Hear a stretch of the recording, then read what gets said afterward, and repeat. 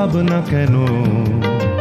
আমরা তোমার শান্তি প্রিয় শান্ত ছেলে, তবু শত্রু এলে অস্ত্র হাতে ধরতে জানি। তোমার ভয় নেই মায়া, আমরা প্রতিবাদ করতে জানি। মা গো, ভাবনা কেন?